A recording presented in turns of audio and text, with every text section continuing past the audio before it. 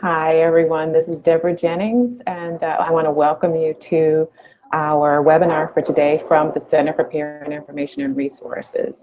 Today, we're going to share with you two brand new resources that have been developed by us here at the CPIR.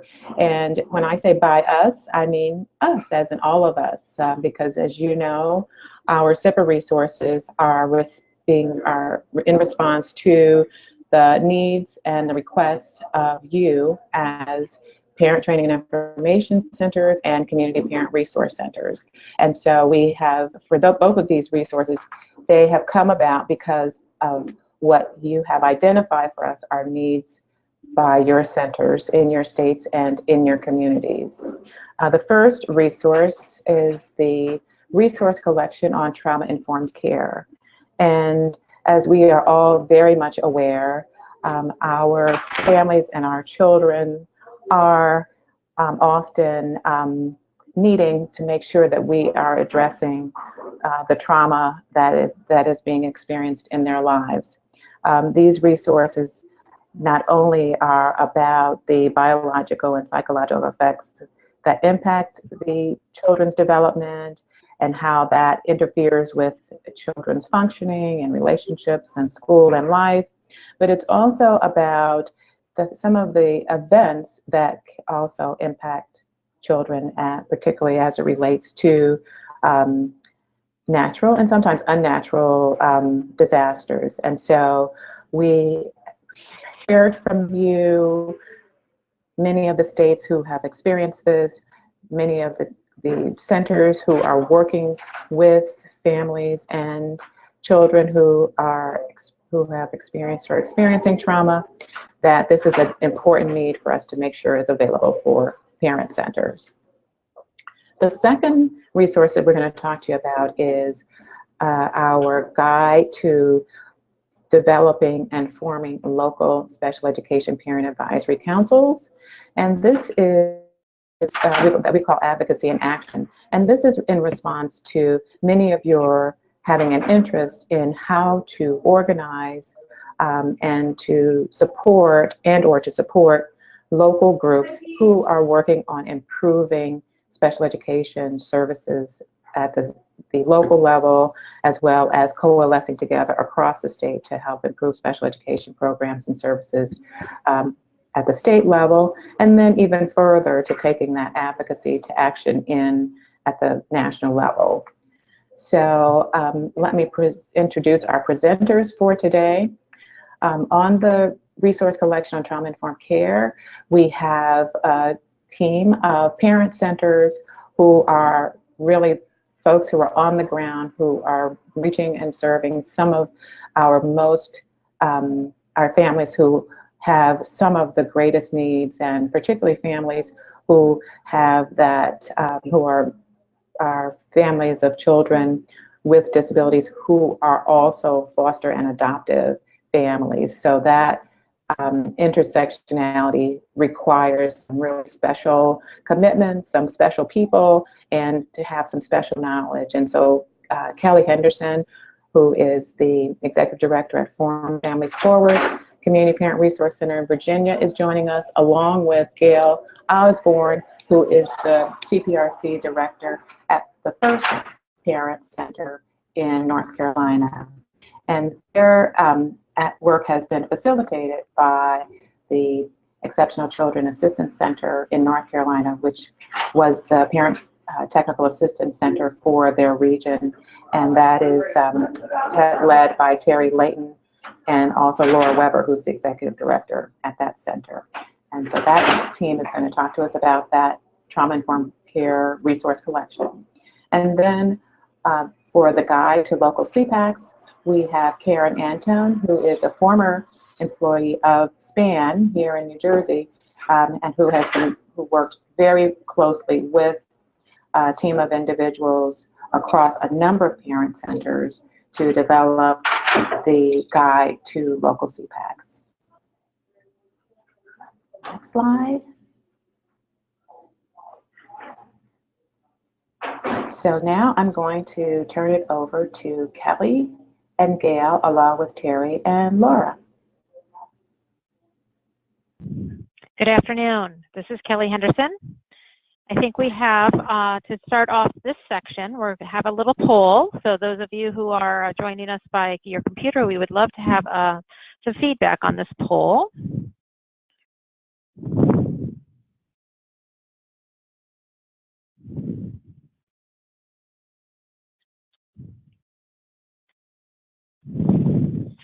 Miriam, you need to put the poll up.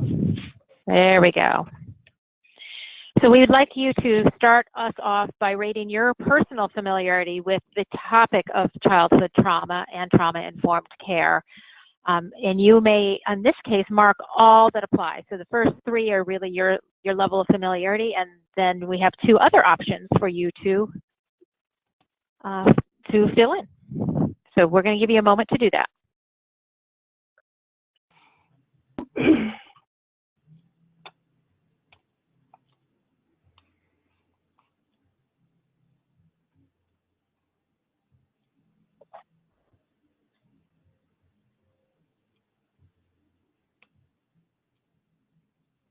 And I think Miriam is going to help us get our poll results.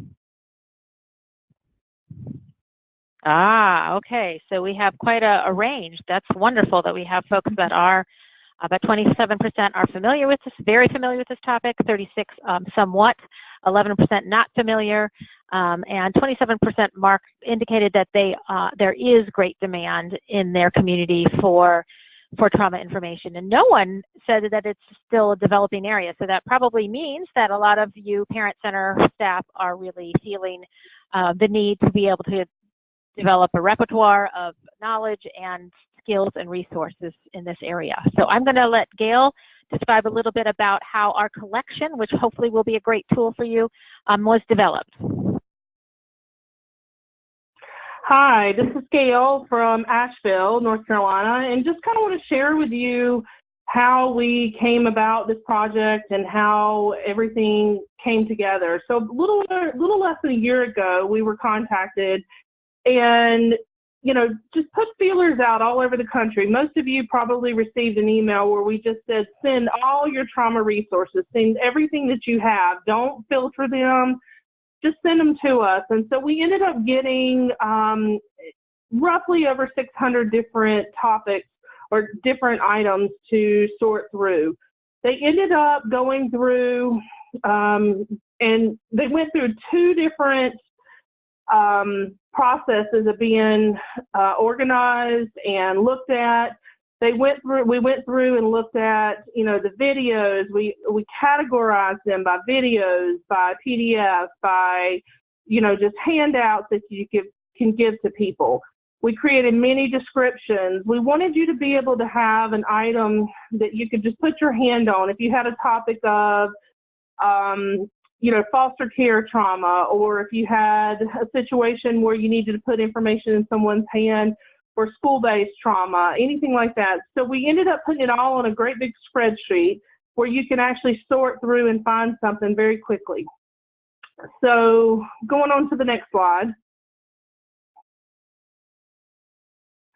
We broke them down into 5 categories, and we really struggled with how to break this down because there was so much information. It was so rich with just so many topics. So we broke it down into 5. So basic information about trauma.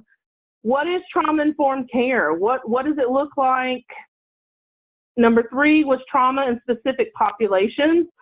So, and we'll talk a little bit more about that later on in the webinar. And then building trauma-informed schools. And then 5 was responding to disasters. And so then what kind of resources? One-pagers, there were infographics, there were briefs, actual research briefs, videos, fact sheets, training materials, websites, webinars. We've got them even broken down by Spanish and other language resources. Lots of information in there. Thanks, Gail. This is Kelly again. I'm going to talk about the first of those 5 topics, the first of the 5, I guess, sub-collections is what we sometimes call them, and that's the basic information about trauma. And since some of you indicated in your poll that you may be new to this topic or somewhat new to this topic, this is a great place to start. There are 6 focus areas within this sub-collection. Generally, these materials are designed for a wider audience, so very introductory information designed for perhaps a lay audience. Next slide.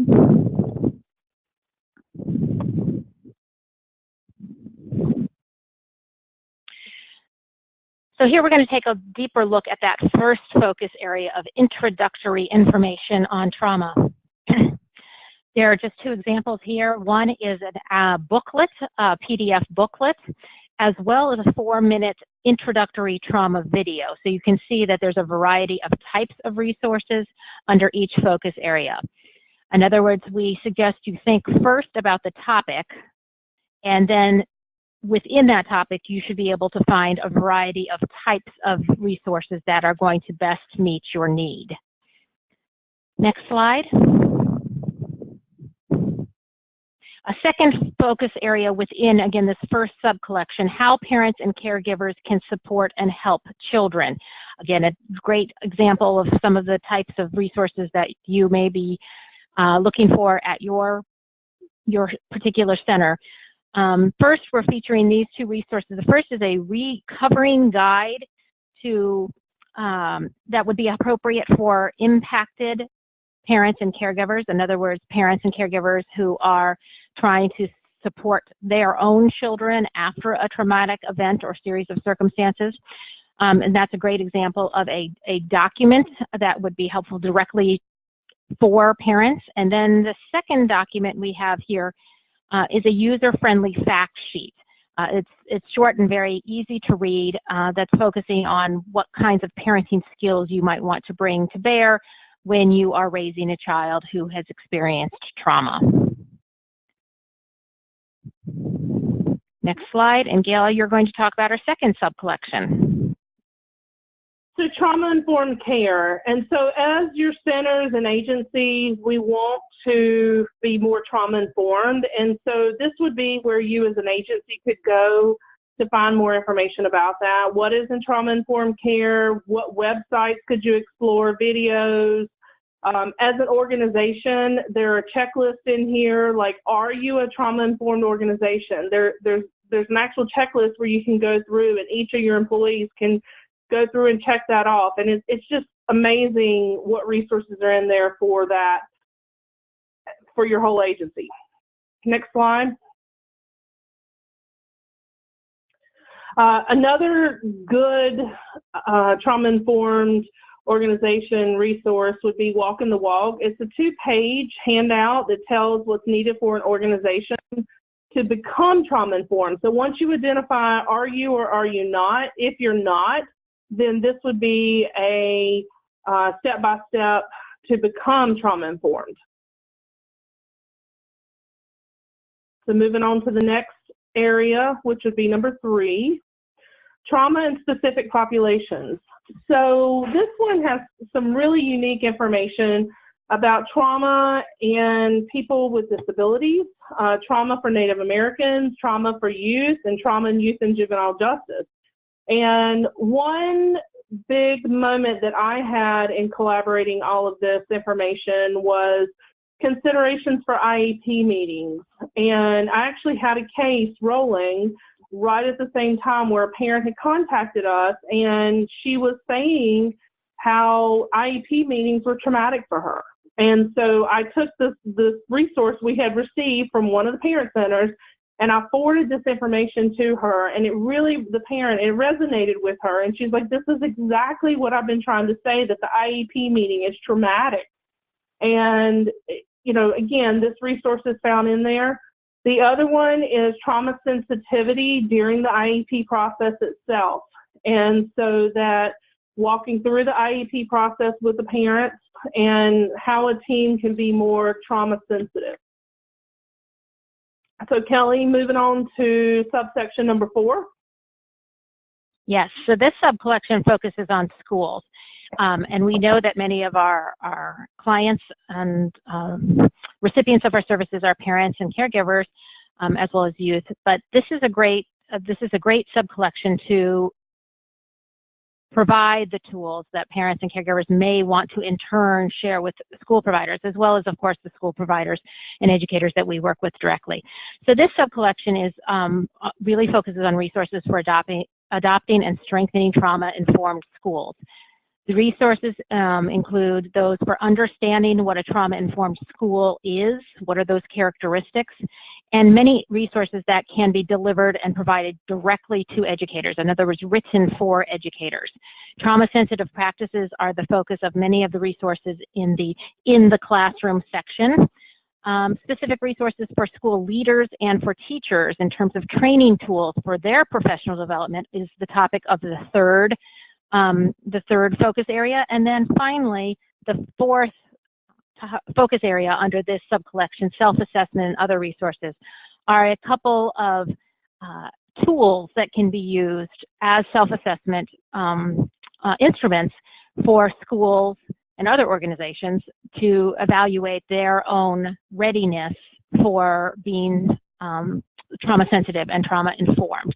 So these are really great opportunities and resources for families to share the information with the educators in their life. Often we find at our work, at least on a day-to-day basis, that parents and caregivers are beginning to understand and have a very good grasp of some of the challenges related to trauma, some of the signs and symptoms of trauma, and strategies for addressing the trauma in the school and at home, but they have a difficult time communicating that need with the educators in their children's life. And so these are really great tools to share. I wanted to point out before I pass this back to Gail that across the bottom of each of these slides that you've just seen is the specific URL for the sub-collection. So each sub-collection, in this case, Building Trauma-Informed Schools, has its own URL, but there is also a landing page that connects you to all of the different sub-collections. And at the bottom of each sub-collection, it will send you back. SIPR has done a great job of being able to make a very usable mapping in terms of how the web pages are displayed. So you can move amongst the sub-collections very easily. And I think Gail is ready to talk about the fifth sub-collection. So responding to disasters. So in the middle of collecting these, the United States was going through wildfires out west. We had hurricanes being hit in the east. And so a lot of these resources were coming in live, and there were centers that were actually requesting. And so preparing for natural disasters, responding during a natural disaster, and then afterwards, support and recovery. And so there's lots of resources in there. If you'll move to the next slide. There's 3 examples that are in there: making a checklist for planning, SAMHSA's disaster app, and it was pointed out to me yesterday, I think it was by Lisa Cooper, that you can actually put in there like what to do during a tornado, what you can do during a hurricane. It's very specific how you can ask for information from the app. And then that's for during, and then afterwards, parent guidelines for helping children after disasters. So lots of good information in there.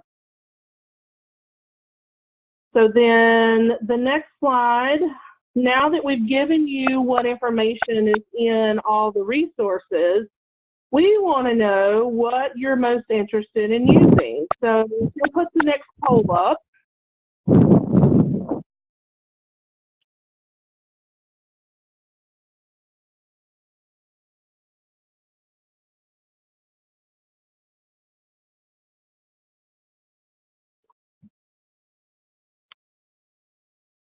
So which of the 5 resource pages do you think you'll explore first?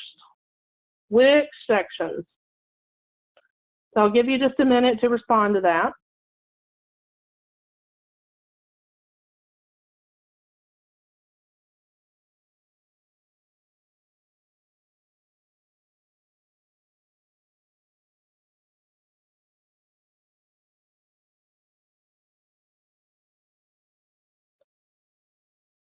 All right, and let's look at what area you guys are going to look at first. Trauma in specific populations came out at 36%, and building trauma-informed schools at 30%, with third place going in what is trauma-informed care, and then basic information about trauma coming in fourth place at 11%, and then responding to disasters at 0%. And I'm going to take a leap and say that responding to disasters will probably go up the next time that disasters hit the United States. All right, moving on to the next. And Kelly? No, this is me, I'm sorry.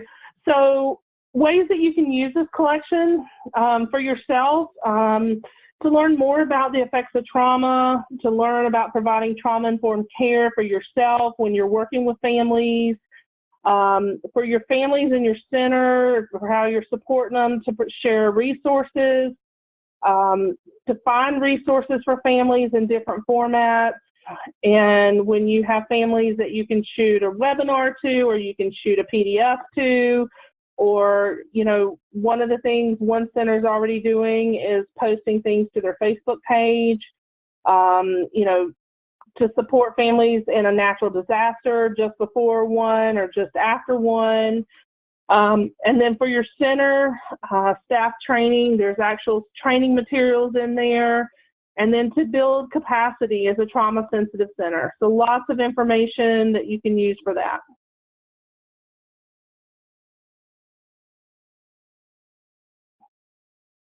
All right, Kelly? So I think this is the time where we have a moment or two to address any questions or comments that you have. And I think, Miriam, you're going to help us with that. Yes, hi. I have here on the panel a couple of questions here, and okay. Where can I have access to the resource collection? This question is by Stephanie Ruiz.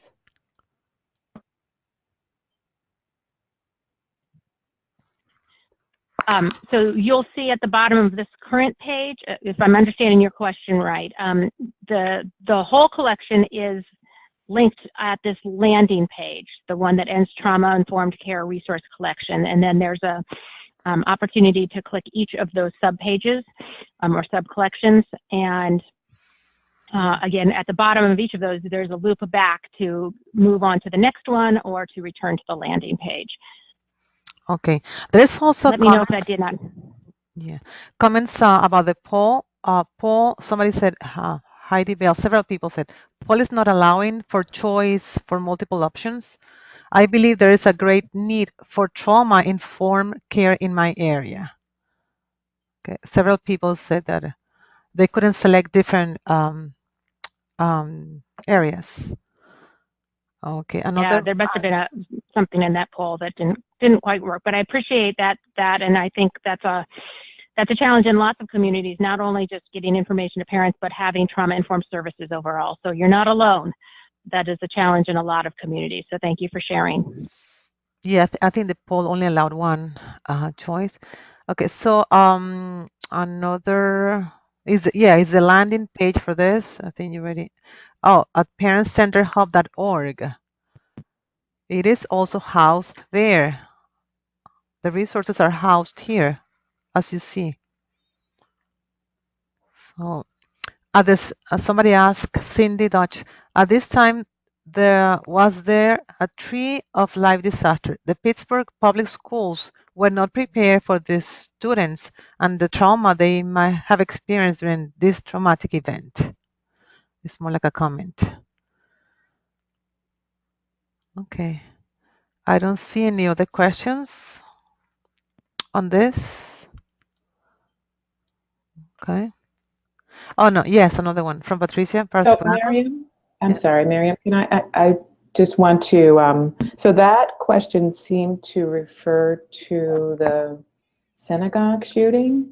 Mm-hmm. And I don't know if the question is whether or not there are resources that are specific to responding when there is a, when there is a so-called mass shooting, or when it's related to violence, violence in the community, whether it's sort of ongoing violence, or if it's something as, as immediate and large as a mass shooting.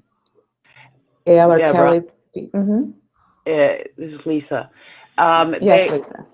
The resource collection does have information on sort of violence, school violence especially, but it's not emphasized. I know in many of the places that are identified as helping children after a ...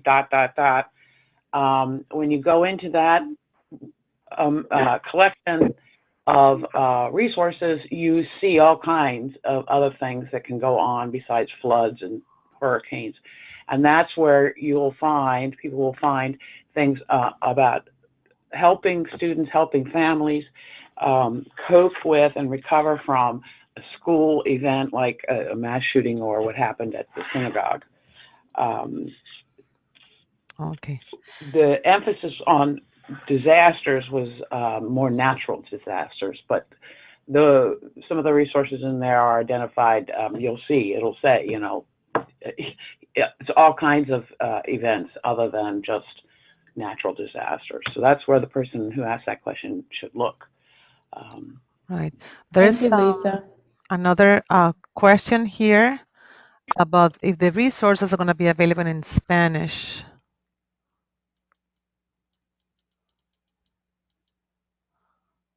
Some of the resources have already been identified as being available in Spanish. If they were already created in Spanish, then Gail and Kelly noted that, and they are noted in the resource collection as well as being available in other languages, just as many of the other CPIR documentation that you're accustomed to seeing in there. It'll say also available in other languages. Right. There are a couple of people who also raised their hand. Cindy Dodge and Debbie Kay have raised their hand. Maybe we can unmute them, but I have a couple of questions before that. So yeah, before we do that, let's continue. Here, there's maybe like a comment from Karen Lusk.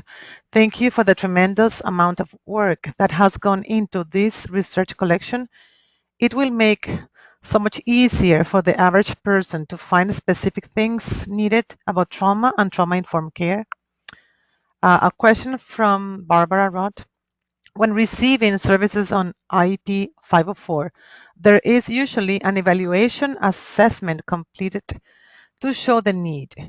When a student needs services for trauma, does the family need an outside evaluation or assessment, or is it up to the school to provide?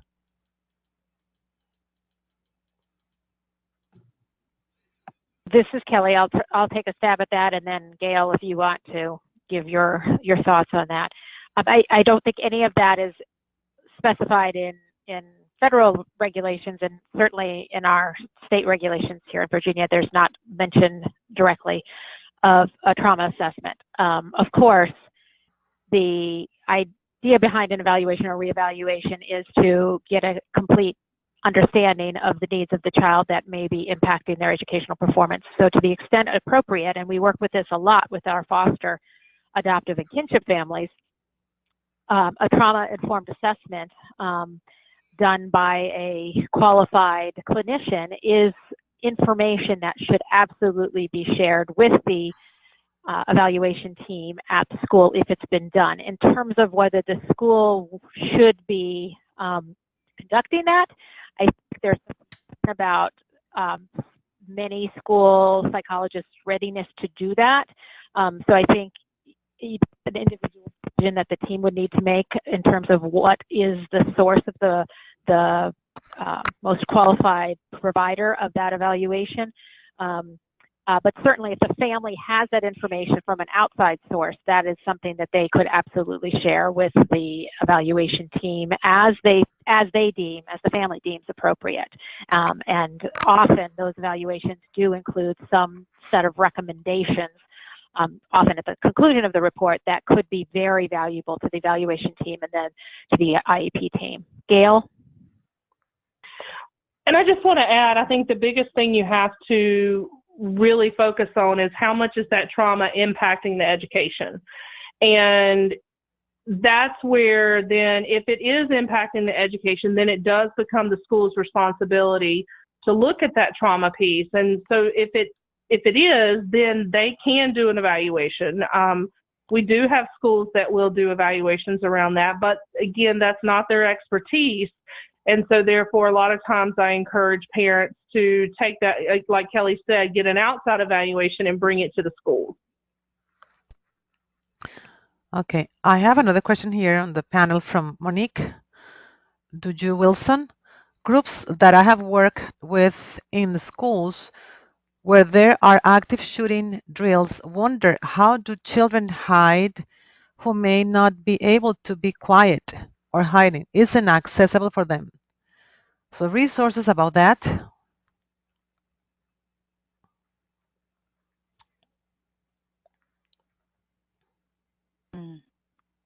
So are there That's resources about school preparedness that you all came across in the collection? This is Lisa. I think that it is maybe tangentially dealt with in some of the materials, but not as directly as Monique stated the question. Certainly at IEP time, the parents should take this into consideration to talking with the team about if the individual, if the child doesn't really have the ability to be quiet. The school needs to have a plan for what to do, and they're required to have to do planning for emergencies like a school shooting or whatever. So that's something that would really fall under the IEP, and talking about it and recognizing that there are going to be certain issues if the school shooting thing comes up or the drill or whatever, and find a way to deal with it, but not by ignoring it or waiting till it happens. So no, Monique, there's nothing in there that directly, but if you look under the trauma and specific populations and the disability section of that, there are all sorts of discussions about how to integrate the child point of view into the IEP and deal with trauma through the IEP. All right. So we have a couple of people who have raised their hand, and Cindy Dodge was the first one. So I'm going to proceed to unmute her. We have about 4 minutes in total for this part of the presentation.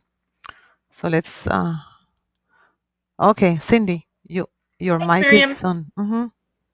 And just what Deb said, it was the fact that at the synagogue shooting, while this wasn't something that happened in the school, it impacted students who went to school in that area. And what we found through calls to the Peel Center was that the school was not prepared. So I was hoping that there were information about those kind of, in here I termed it disaster, and for us a lot of times it is. But a lot of these things aren't happening necessarily in the school. It's happening in the community, and we're seeing the children very impacted by it once they're getting to school. And unfortunately, the schools don't always recognize, the behaviors or what comes after the trauma. And we're finding that even our state doesn't have a lot of, this is much more information than our state currently has about trauma-informed care. So thank you very much. All right, thank you, Cindy. Okay, I'm gonna proceed with the next person who was, hold on one second. Karen Lusk? No, I'm not sure. Yeah. Let me unmute you and then I'll continue. Karen, do you have any questions? No, it wasn't me. No, Karen Lusk. Not Danton, Lusk. Okay. Let me go to Angela Harris. Angela, the mic is ready for you.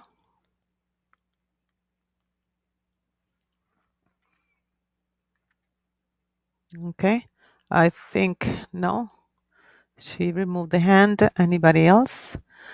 Otherwise, okay, we did Cindy. I'm looking at the attendees list. Nobody else has raised their hand. Miriam, this is Kelly. I will say, as we wrap this up, that since the issue of responding to crises and the variation of experiences that a child may be facing as a parent or caregiver or professional tries to support them, without getting too deeply into the content, one of the points that are made throughout the materials that are in this resource is that particularly for school personnel or other community-based folks that may be working with the child, it's not critical for the child to disclose the details of the trauma that he or she experienced, that it is enough for the professional or the supporter to know that a trauma experience has occurred and not need to sort of dig into that or rehash, re-traumatize the child. The strategies for supporting a child and a family who has experienced trauma are pretty stable, consistent strategies, sort of regardless of the nature of the trauma. So I think it's important that you, as parent center staff, is that we are able to send the message that you don't need to be a trained clinician. You don't need to get into the nitty-gritty and dig deep into the psyche of the child or the family to be able to be an effective supporter. So I hope that folks walk away using the tools from this resource, knowing that they're empowered to be supportive without necessarily getting into the deep dive of exactly the nature of the specific trauma, because the trauma response is completely individualized to that person's experience and perceptions. Thank you, Kelly. And this is Terry Layton from ECAC, and I know Laura and I were listed on here as having some sort of participation in this resource collection, and I feel like I just want to give a big shout out to Gail and Kelly for really driving the project. They did a tremendous job, and I wanted to thank them publicly for all the effort that they put into it and organization. And they put together a beautiful resource collection for the parent centers, and I really hope that you get out of it what they put into it and more. Thank you. So we have the next slide. I think we're going to move to the next presenter. So Karen, now you have the power. Okay, I'm just getting my screen ready to share. Yes. Okay, so, and now we should be looking at the actual web page for the guide. So hi everyone, I'm Karen Antone, and I will be spending the next 20 minutes introducing the newly developed and released National CPAC Guide, Advocacy in Action, a guide to local special education parent advisory councils. There will be an opportunity for questions and answers after the session, and we will also try to answer questions posted in chat. I'm now sharing to my screen the website hosting the National CPAC Guide. The guide will be hosted on the CPIR website, and what you're seeing now is a temporary link. So you'll find the permanent link in the chat area. The guide is available online and downloadable as a PDF as well for printing. When viewed on a computer, the links for information, forms, and resources will be live. Okay, so as we scroll down the page, you'll see a message about the importance of teamwork from Deborah Jennings. She's the director for the Center for Parent Information and Resources, and also the executive co-director of the SPAN Parent Advocacy Network in New Jersey. Deborah mentions that at the core of the Individuals with Disabilities Education Act, lawmakers and advocates establish a team approach in which parents and educators working together review challenges, explore options, and make decisions in the best interest of each child. The very teamwork and collaboration that are at the core of IDEA are also at the core of a best practice in special education. Local Special Education Parent Advisory Councils, otherwise known as CPACs.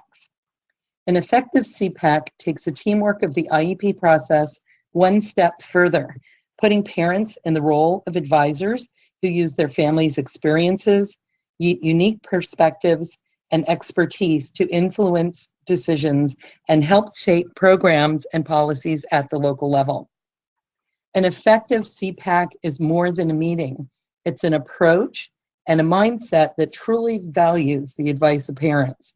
When parent advisors are valued and engaged through local CPACs, they can work together with school district staff and community leaders to improve education, not only for those with disabilities, but for all children. To the right, you will see that the guide was produced under the U.S. Department of Education, Office of Special Education Programs. Here with us today is a project team. Myself, Karen Antone, assisted by Miriam Alizo, who will be helping with chat, and Deborah Jennings, who will assist with questions and answers following the overview of the guide. Next is a section on how to use the guide. The Center for Parent Information and Resources offers this guide as a roadmap for parent centers to help bring stakeholders together, suggests strategies to help them engage in dialogue, and discusses best practices to help them work together to benefit the local community. It draws on experience and practice from states in which local CPACs have been in operation for decades. Some states now require school districts to establish local CPACs, but most do not. But even in states where they are not required, progressive families and education leaders have established local CPACs that have become an asset to the school community. Because each state and each school district is different, many choices are left up to each community, presenting both challenges and opportunities. The challenges are for each school community to develop and run a local CPAC that is aligned with the unique needs of the school district, bringing in diverse perspectives and setting the tone for productive discussion, collaboration, and responsive change. The opportunities to improve the school community, climate, and education for all students is boundless. So as you can see, the guide is divided into 3 parts. Part 1 of the guide is designed for parents, state agencies, local education agencies, and school leaders who are interested in establishing and running an effective CPAC in their local school district. It can be used to start a new group or to strengthen existing collaboration as a means to improving special education services and outcomes for students with disabilities. Part 2 of the guide is designed for staff at parent training and information centers, community parent resource centers, national parent technical assistance centers, as well as statewide leaders and advocates who are interested in supporting existing local CPACs and or helping to build support to establish local CPACs. Then we have part 3, which is the resource section, which includes organizational forms and resources available in PDF that CPACs can download and print, or the option to download as fillable forms in Word. The Word version can also be downloaded as a Google Doc, to be used as a collaborative document and shared with members within their group. So then we go to the acknowledgements. The acknowledgement section shares and thanks the countless families whose interviews and stories help inform part 1 of this guide, and to the school leaders whose advice and expertise help to shape its content. We also thank the scores of parent center leaders who responded to our survey and who took part in the phone interviews to help us bring a national perspective for part 2 of this guide. There is a listing as well of the parent center leaders interviewed or sharing state-level research to help develop this guide. And then as we scroll to the bottom of the screen, you can see the reprinting permissions, links to visit and contact the Center for Parent Information and Resources, along with a search engine to search by topic. So now we're going to scroll back to the top and go to the table of contents. Okay, so as you can see here, we can download a full PDF of this guide. So we're going to go there now.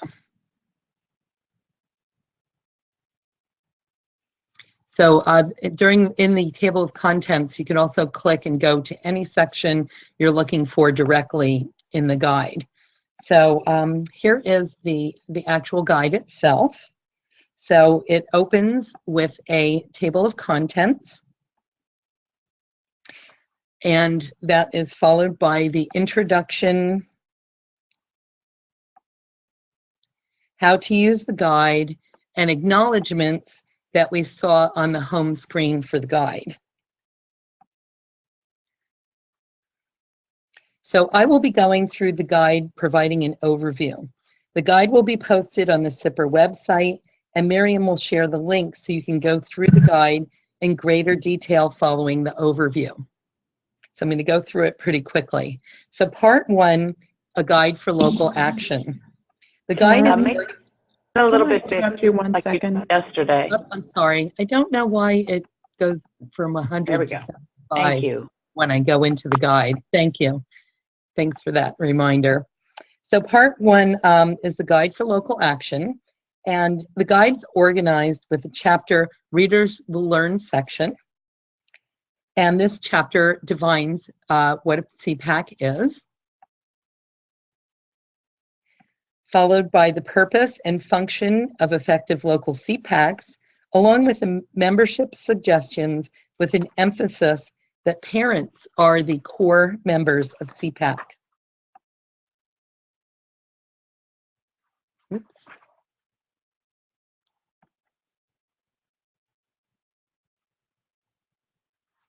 Okay. So then we have requirements for CPAC, how CPAC is different from other groups and why parents should get involved. And we close chapter 1 with the benefits of CPAC, along with chapter 1 takeaways.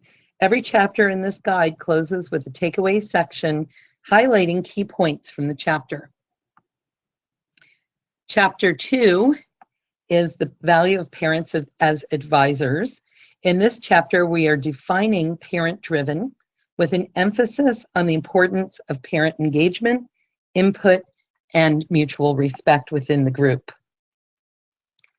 Here are some examples of questions to guide attitudes of group members coming from different perspectives. Then we have the difference between individual and systemic issues and how to move from an individual issue to a systemic change. Okay, chapter 3 focuses on starting and structuring a local CPAC.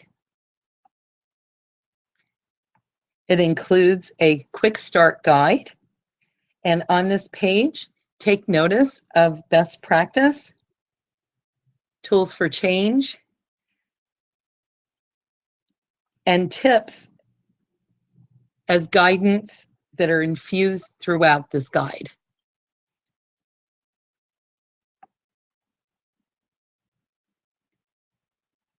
Okay, whoops, sorry.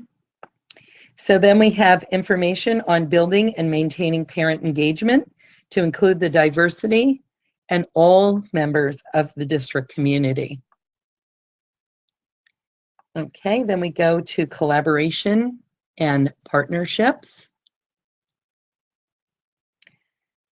Here we have the suggestions for parent and district initiation of CPAC. Some tips for strong collaboration. Then we have some strategies for resolving conflicts and disagreements within the group, and some suggested member roles and responsibilities. Okay, chapter 5 is about gathering parent input. What is parent input and strategies for gathering input? Then we have community strategies, communication strategies for CPACs, and how to support diverse parent participation. Chapter 6 is about turning ideas into action. Some suggestions for topics for input. The importance of setting priorities. And followed by accessing the impact of the CPAC's work and indicators of a quality group.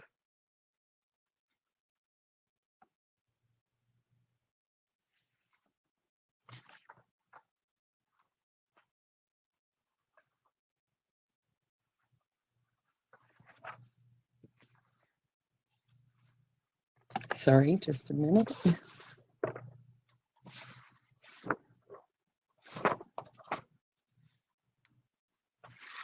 Okay, so let's see, that's the end of chapter 6. Sorry, I made a little mess of my pile of notes here. Okay.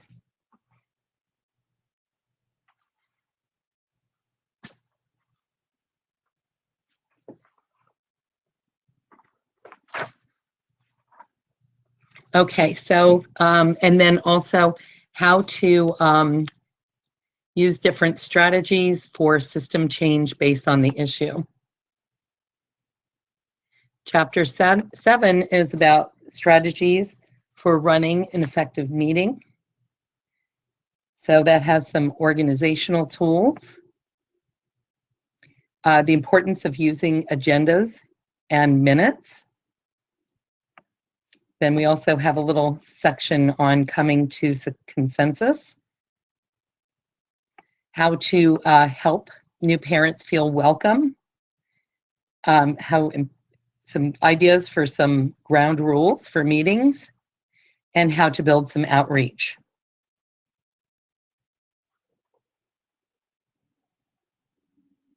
Okay, strategies for strength and growth is chapter 8.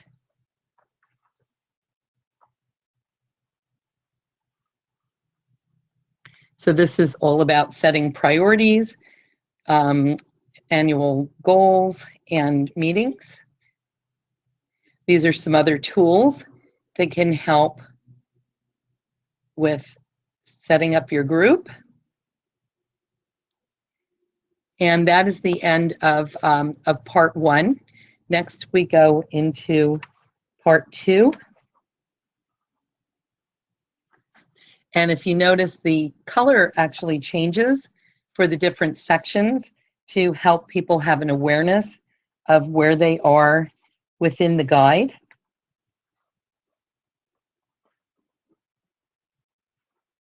So this section is a resource section for supporting local special education parent advisory councils. And this section is for the parent centers to use to support the groups.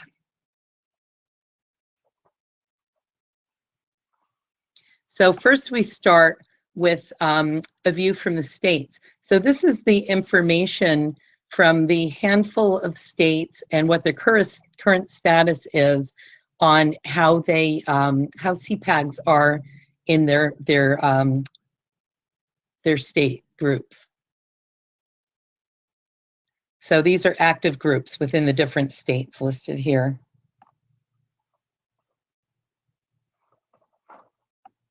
And you can see interspersed within this some quotes from parent center leaders that were interviewed for this process, along with some quotes from different guides from different states.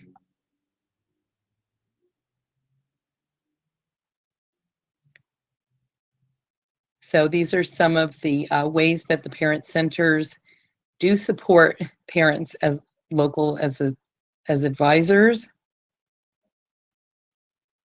And again, with some more quotes.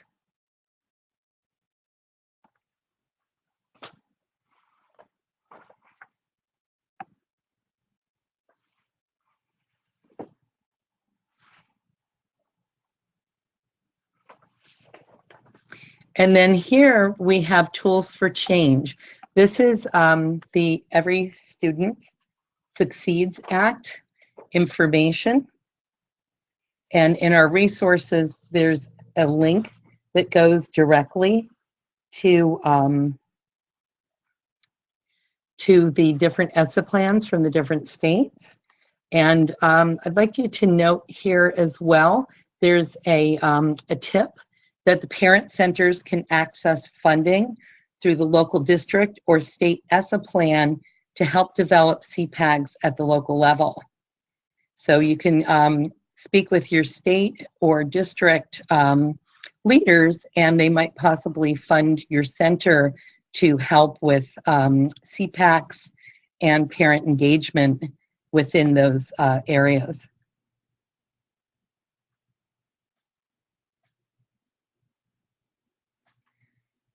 So, and then here are some ideas for building partnerships and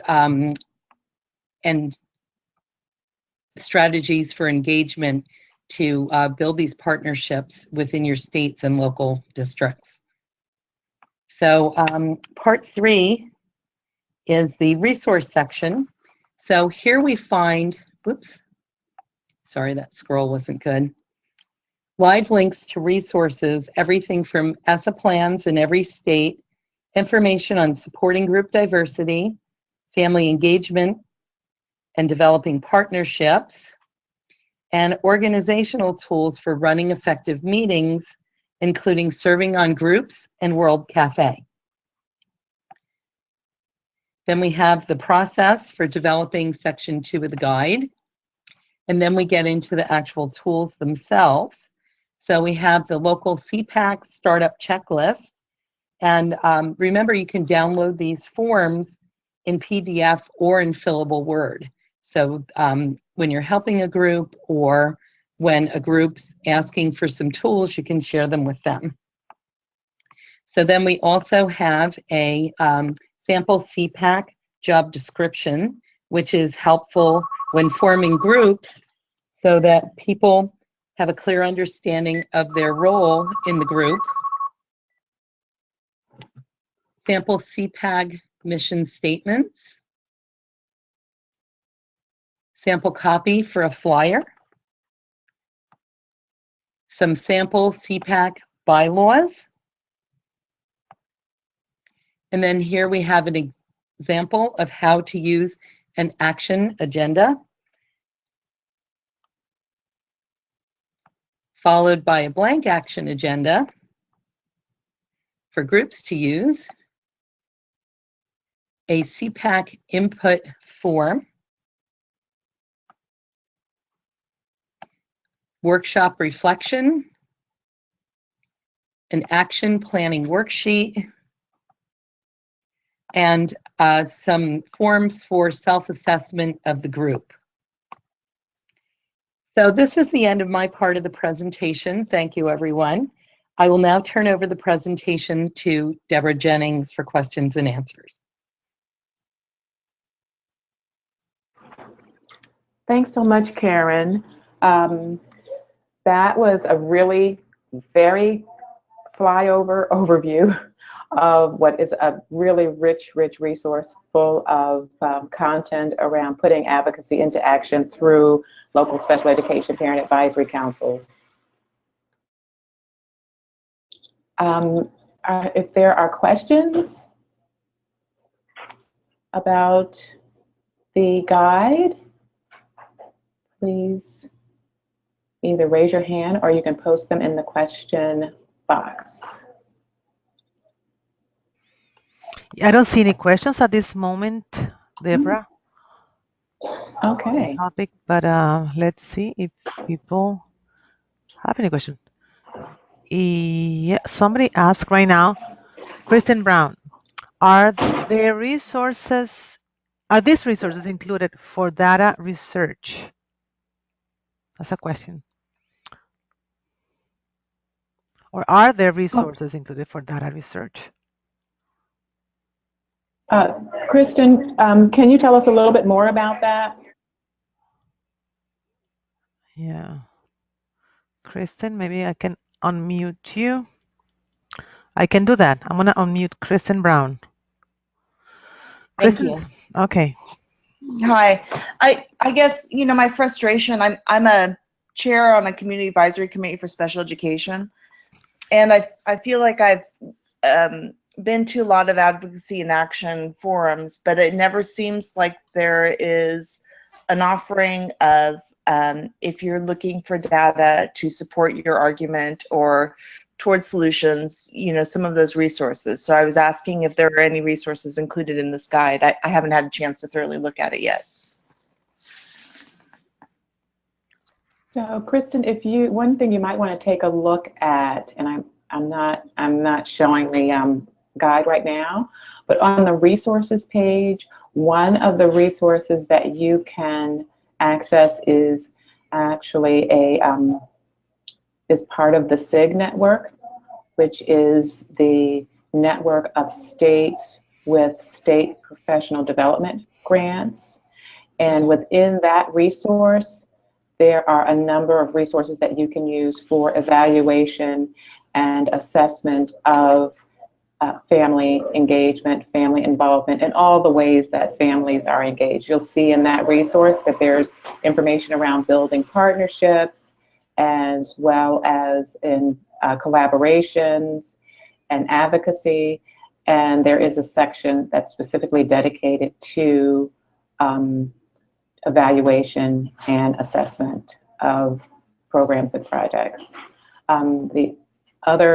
There are some other resources in there also about how to, about collaboration and working together to solve problems that I think might also be helpful for you. And if you go in and you don't find what you're looking for, definitely feel free to reach out to either the SIPR or to your regional Parent Technical Assistance Center provider. Thank you. You're welcome.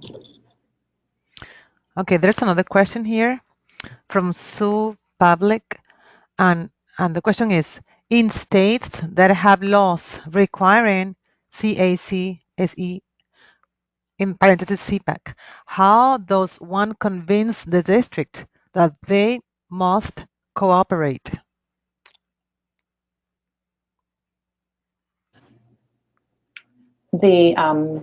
I guess it's always about the definitions and whatever your regulations are.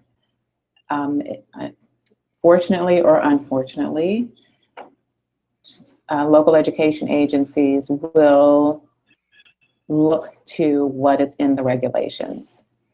Often as parents, and particularly as parents who are really committed to being partners in school, those regulations may not go far enough.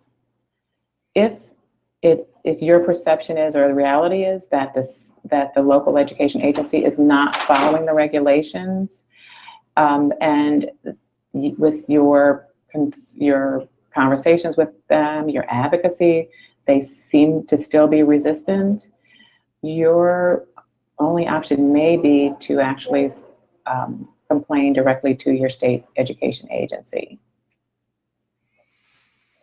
Right, and Sue comments further information. There has been nothing other than resistance and attempts to deny successful, unfortunately, the committee's desires and the rights to participate in the development and implementation of the local plan for the special education. And she said, exactly, not following regulations.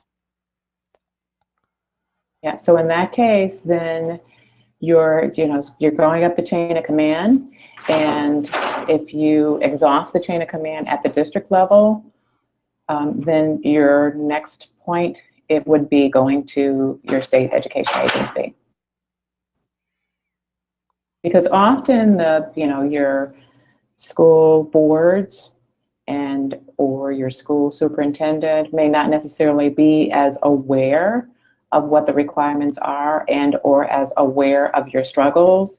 So, I suggest that you first try to address the need locally, and then if that is not, if they are still not following the law, then you would proceed to the state.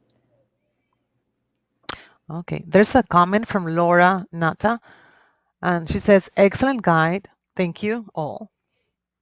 So thank you, Laura.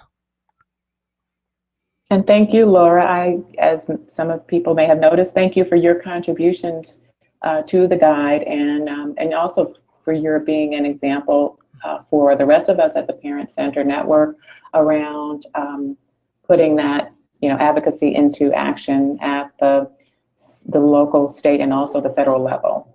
So thanks, Laura.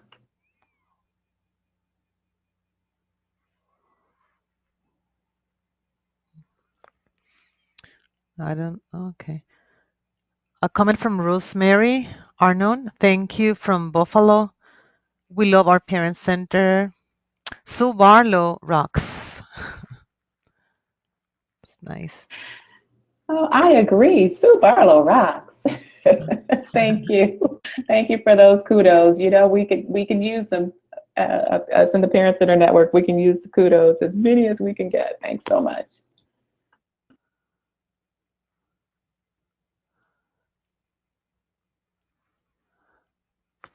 There's a comment from Leah Holly. Thank you for the wonderful resources. It is an invaluable tool.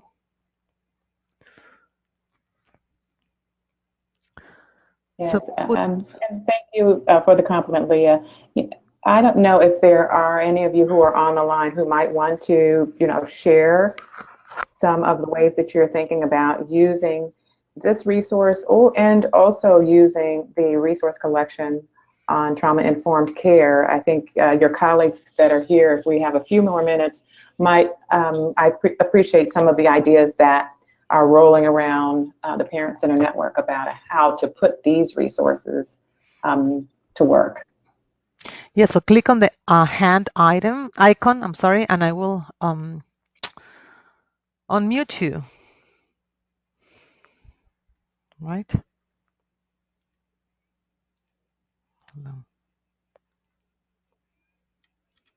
Okay, don't be modest, because I know you guys are doing some great stuff out there.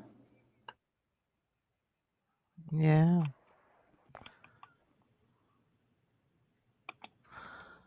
Okay.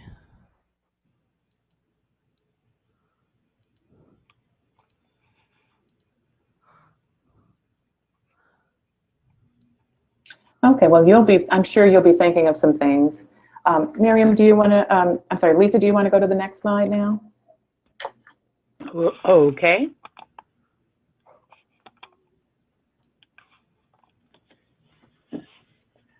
So just a reminder, here's the link where you can find sorry. Yeah, I'm sorry, I didn't see Monique is raising her hand and she's commenting that. So I'm gonna unmute Monique. Okay. Hold on 1 second. I need to find you, and I don't see your raise, but here you are, Monique. Hold on 1 second. Monique, the mic is yours. Hi, good afternoon. I really like the guide, and I thought that the self-assessment is a great tool to start a discussion And I thought of a particular district that I'm working with in particular where the CPAG wants to be very much in line with input that's coming from the community, and they're having some conflict with their director. So I think that this assessment and doing a self-assessment and trying to find a comfortable way to start that discussion and having to come together might be a great way for them to start, because that's their issue.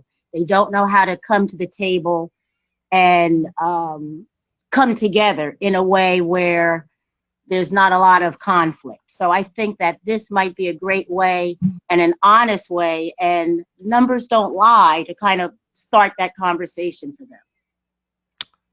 Very good. Thank you, Monique.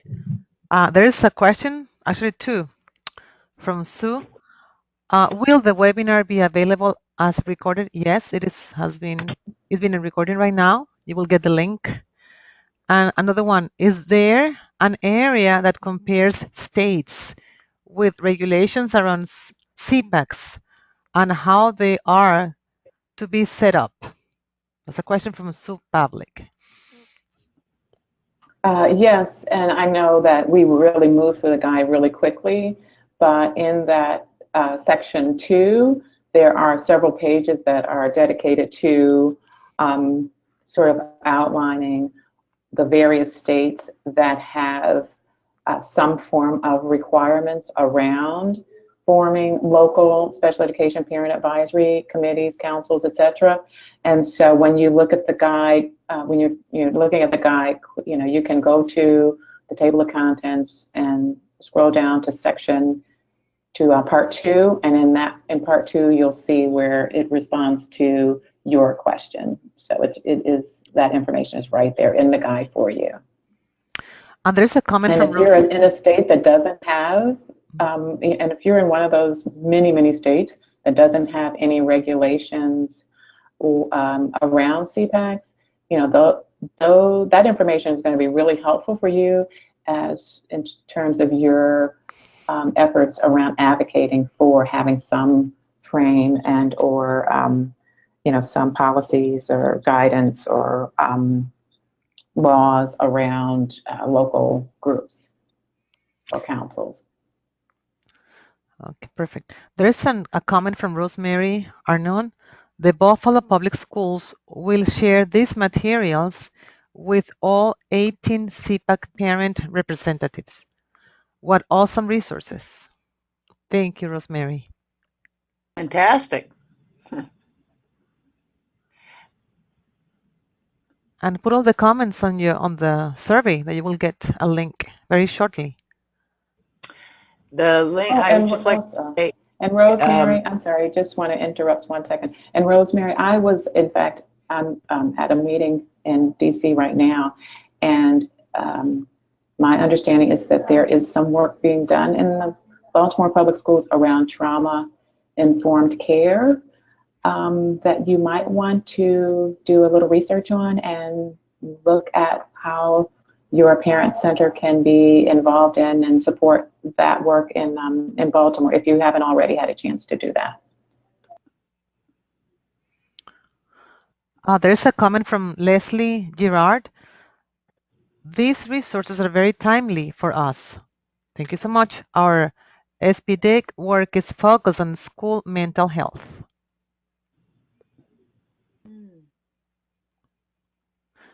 And also, she also says, we also have had recent resurgence of local advisory groups. So helpful. That's from Leslie Girard, too.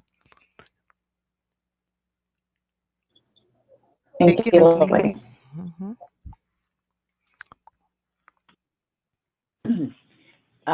This is Lisa. I just wanted to say that the link that you can see on this page, that is where the archive will be of the webinar. It's not live yet because we want to be able to put the actual archive of the recording there, but you'll be able to see it. It'll pop up on the front page of the Parent Center Hub under webinars, and then you'll know it's live. You can come and visit it. Right, but the link that I posted on the chat is It Works. The one that Karen gave me earlier. Right. Mm-hmm.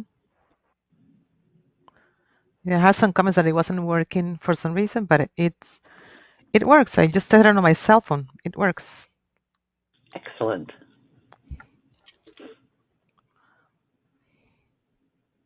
Okay, thanks so much, everyone. If there aren't any further questions or comments, it's probably time for us to wrap this up. I want to, again, let you know that we will have this webinar posted. It is being recorded.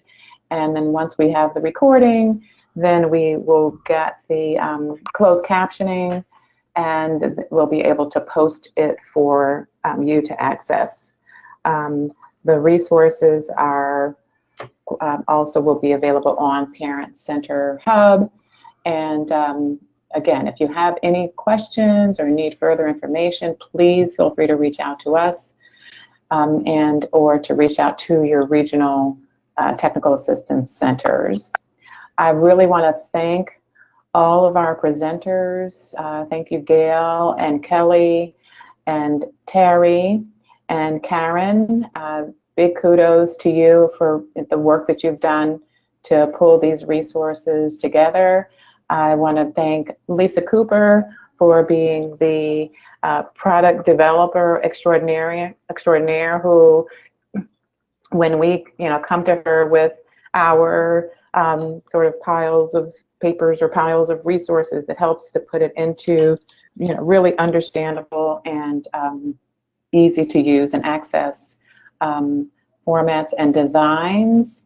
I also want to thank Considine Communications, who did a super job on the design of the Advocacy and Action guide, and really helped us in terms of sort of expanding our thinking on this guide to make it into a national, a resource that would be really useful and national and reflect your the work that's being done across so many states. And thanks so much to Miriam Alizo for helping us to with getting things really organized and structured, and keeping this webinar moving, and being the technical support that we need when we're doing these webinars. So again, thanks everyone for joining us. You will receive a survey about this webinar.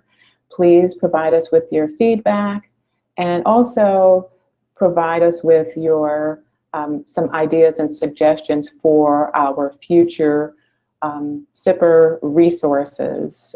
We use these webinars primarily to offer to you and to let you know about the resources. If you have ideas and suggestions, please let us know. And also, please let us know the great things that you're doing in your centers that we can build resources around, so that they can be shared across the network. Again, thank you, everyone, and have a great rest of the week.